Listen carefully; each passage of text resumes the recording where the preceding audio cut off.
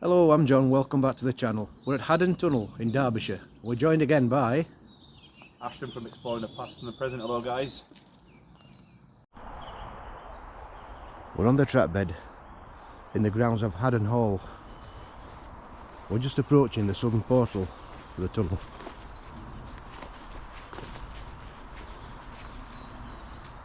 You see we start to get in a cutting. Just a bit of an embankment there, defining the cutting. Same at that side.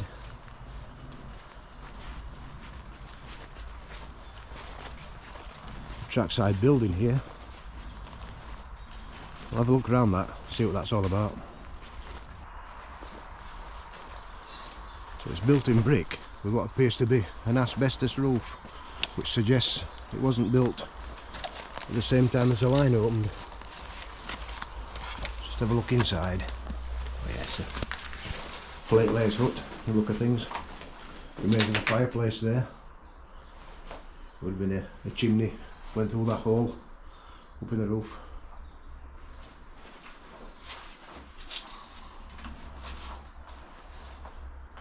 Remains of some shelving there in the corner.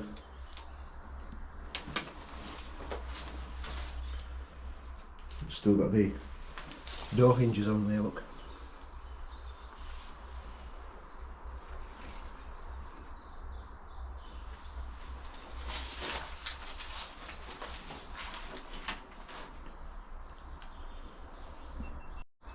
As we approach the tunnel, this building here probably explains why the one we've just looked at were built. I think a decent gust of wind, this will disappear altogether.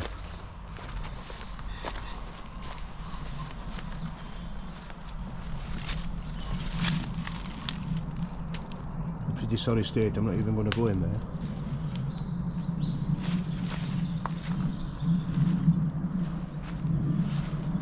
So, to the tunnel.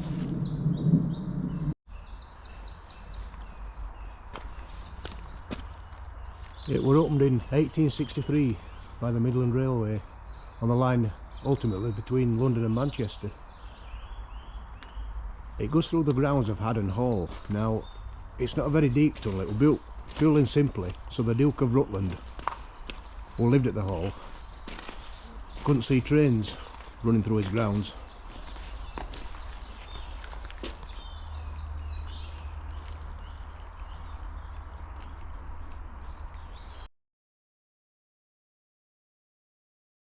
I think it's something like 1,058 yards in length.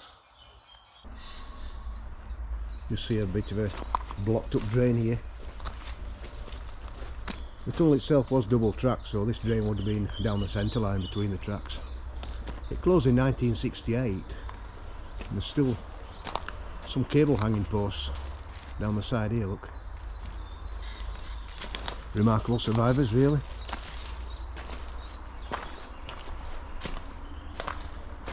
So we'll have a walk inside, see what we can find. Looks a little bit wet to be fair, and I'm not in wellies. So we start at the southern portal, you'll see there, that's where we've just come in. I believe this first section was built using cut and cover. It's built in stone. If you just look at the walls, I don't know if this camera's picking it up, they're not actually parallel, tapering quite a little bit.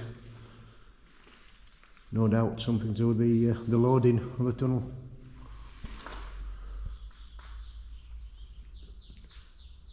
You see the row of cable hangers there? We saw the posts outside.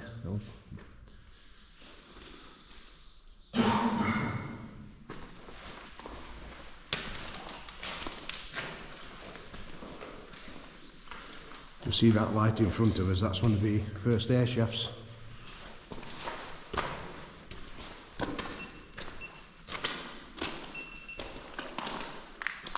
Refuge there, just alright.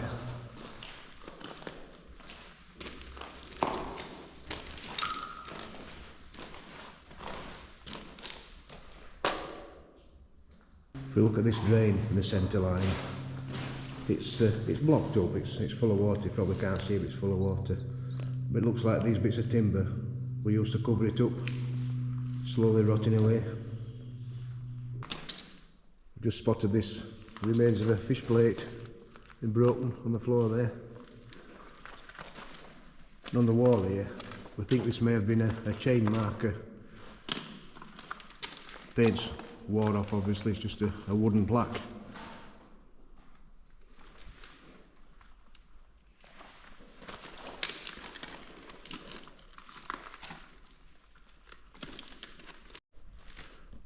Been water running down here at some time. See, it's just stained the stonework. Again, we're not sure how the camera's going to pick this up, but we can still see sleeper indents in the ballast.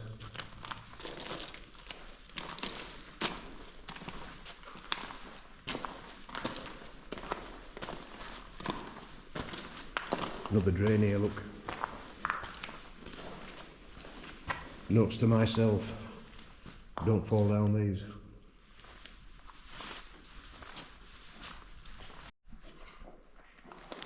I've actually found a drain here that's still operational. Just a slight trickle of water in there.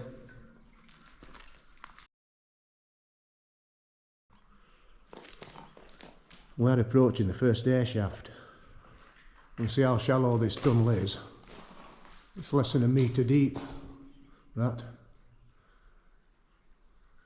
It's also interesting to note that because it's getting a lot of natural daylight down here, we've got plant growth, got a load of moss and plants growing on the floor and walls, we can see there.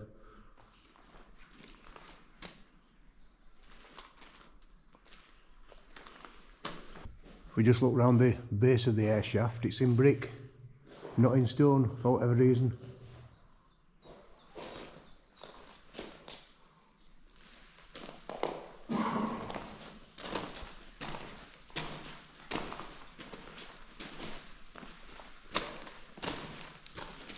Another fish plate lent up here against the wall, just been left behind by the salvage crews.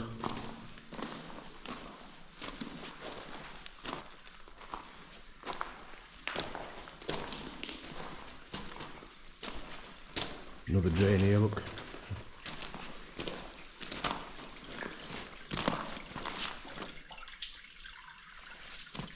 The fish plate's still with his bolts in. Mental, isn't it? Yeah, amazing how that's been left. It's like it does move. Yeah, I can see the bolts. And Yeah. Never seen that before. No, we don't, do we? No. See, there's quite a bit of water running in here, possibly from an underground spring. Let's see up there.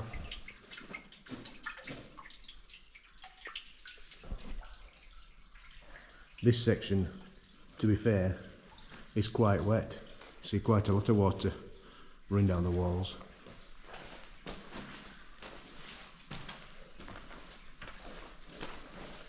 I'm not sure what sort of rock we're running through, but got a lot of this dark, gooey stuff running through. Maybe it's a seam of coal or something that water's running through.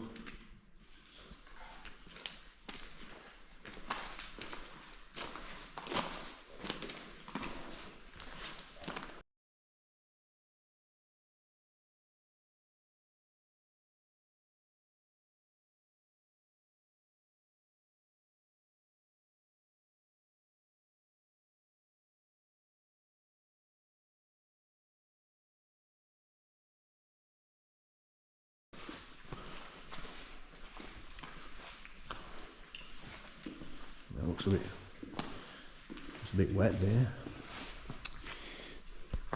If you can see that, the difference in the bore diameter.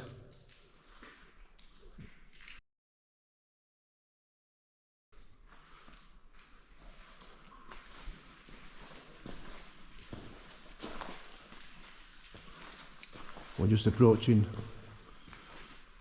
what we think is a second air shaft.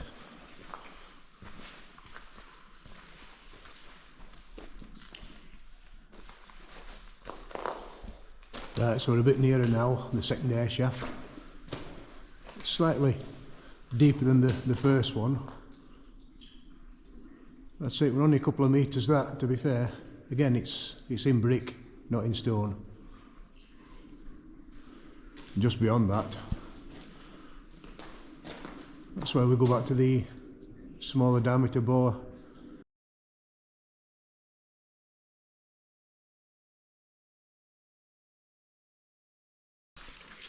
I believe it's something to do with increasing the ventilation of the tunnel, removing smoke, changing the bore periodically, increases the airflow, something like that.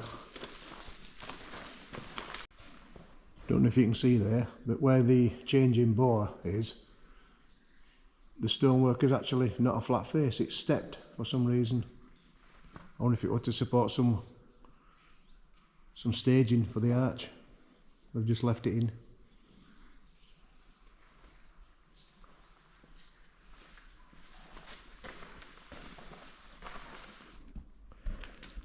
We found this piece of kit thrown about on the floor. It's made of steel. It looks to me like a jack, which you probably use to re-rail trains. I don't know, could be wrong. Looks like it's got moving parts. It's certainly not a bracket of some kind. It looks like it's got a moving part. So if anybody can identify this, leave a comment.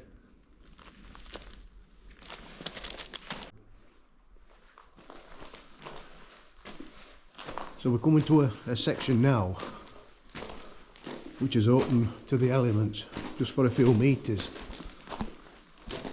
Now what we believe's happened here, we thought at first it would have collapsed, but what we're thinking is that section we've just come through is a cut and cover section, and this section is the board section. Would have been through deeper ground. We can see it's got stone walls and brick arch. There's 5 rings of brick up there, totally different construction, so we're thinking this is the board section. Again, if we're wrong, let us know in the comments.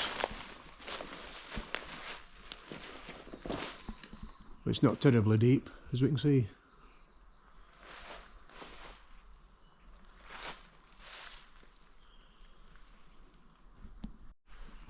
It's created what is in effect 2 tunnels.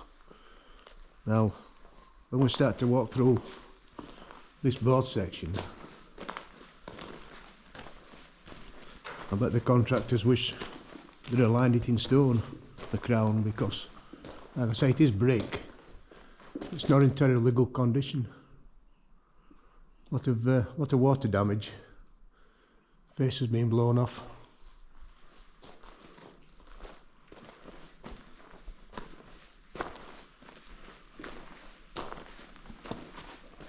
Again, we can see the sleeper indents quite clearly in this section.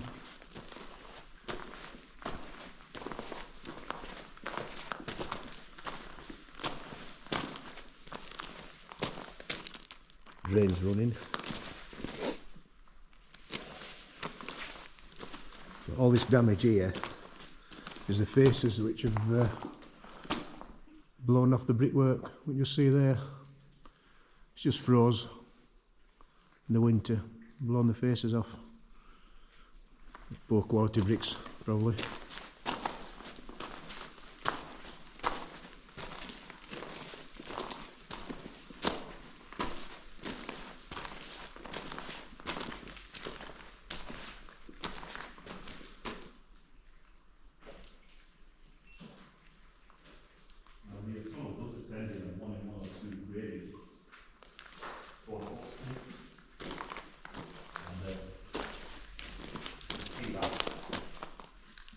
It's considerably more wet in this section of the tunnel.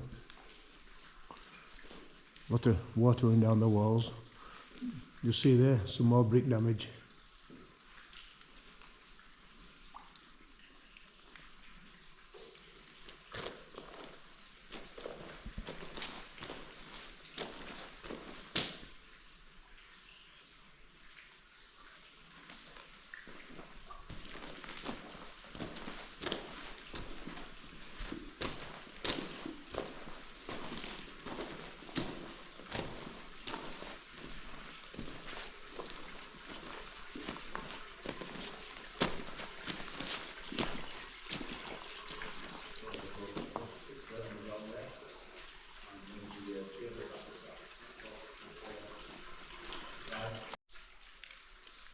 It's actually dripping from the roof, this section.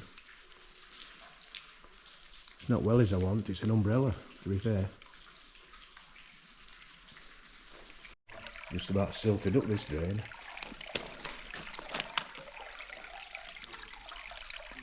I think these timbers we're looking at here would have been used for covering the drain in the centre of the tunnel. Still got a lifting ring on that one.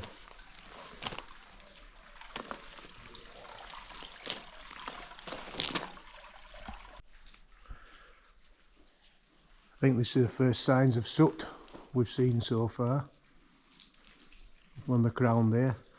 It is on a bit of a gradient as we climb up towards Buxton, so it's fair to say the locomotives will have been working pretty hard here.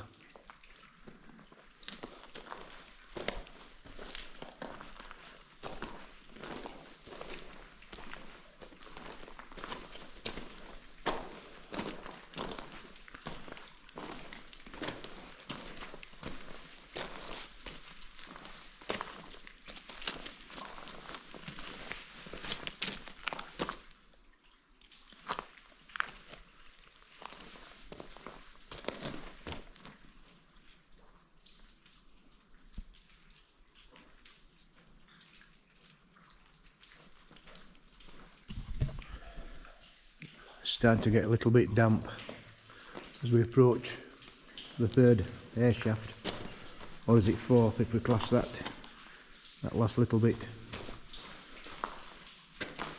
as an air shaft.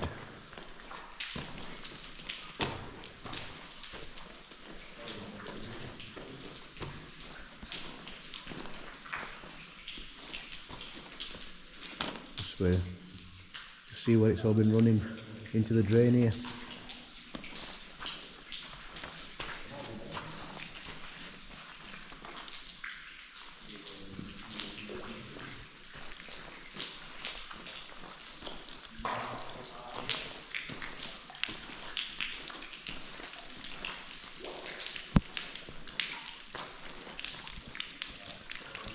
All this debris being dropped down the air shaft. Just see up there.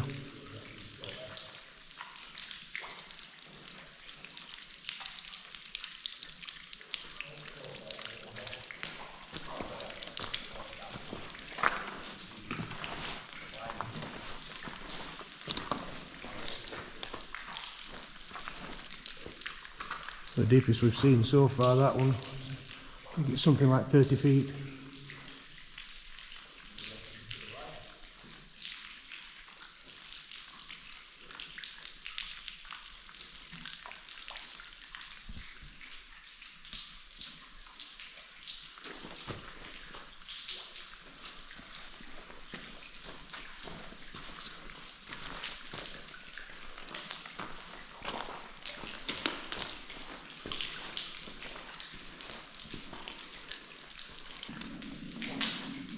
So we'll have a walk on towards the northern portal.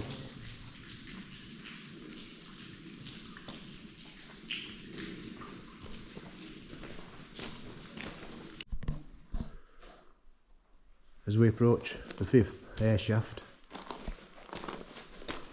for whatever reason, there's a sleeper being left here in its original position. Still got the chairs on, track chairs. That's the shaft. Again, it's very shallow, only a couple of metres, that one.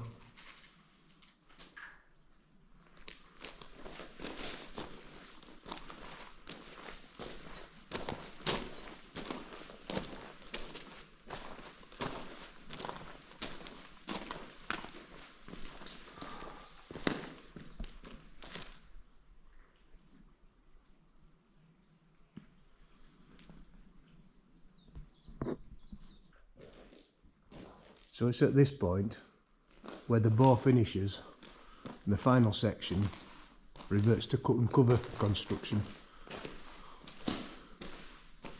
Just see the reduced bore there if we look. And from here, the tunnel's entirely in stone.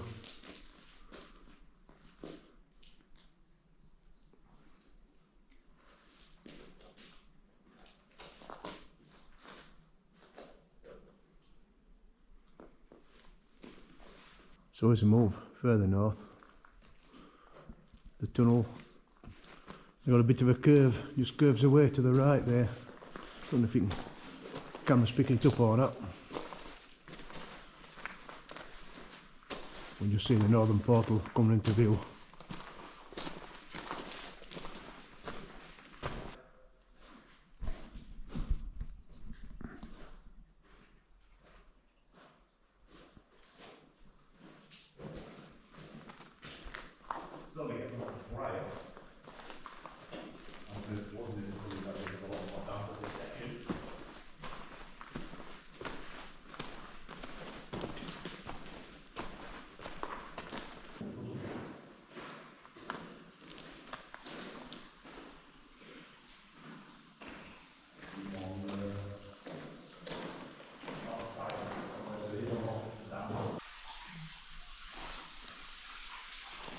As we approach the northern portal,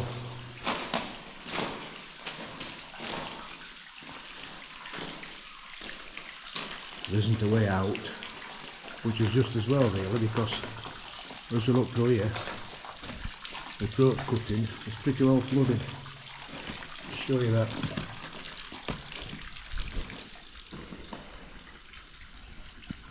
So if we were to follow that trap bed, we'd connect with the Monsell Trail up towards Bakewell.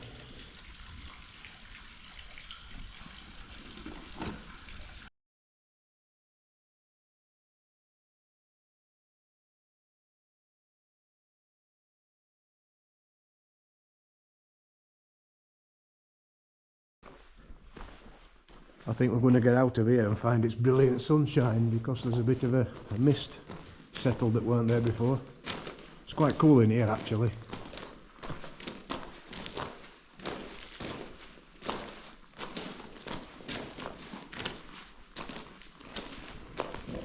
When the tunnel was originally constructed, the refuges were made out of stone like this.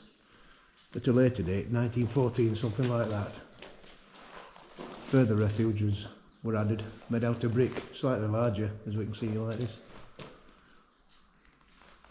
See a number of occasions throughout the tunnel when there's two refuges quite close together.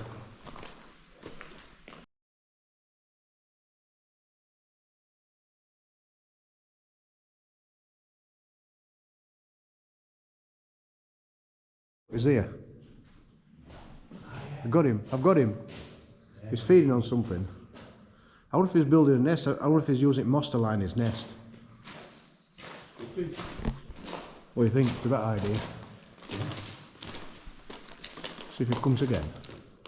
I reckon he's building a nest.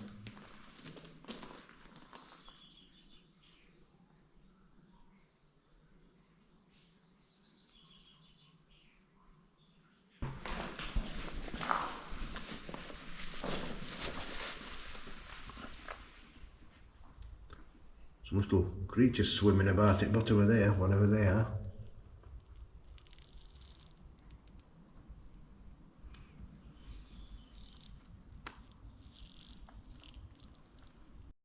Right, so thanks for watching, hope you enjoyed this. Don't forget to like and subscribe. So it's goodbye from me, John. Take care guys, see you next time. Yeah, see you later.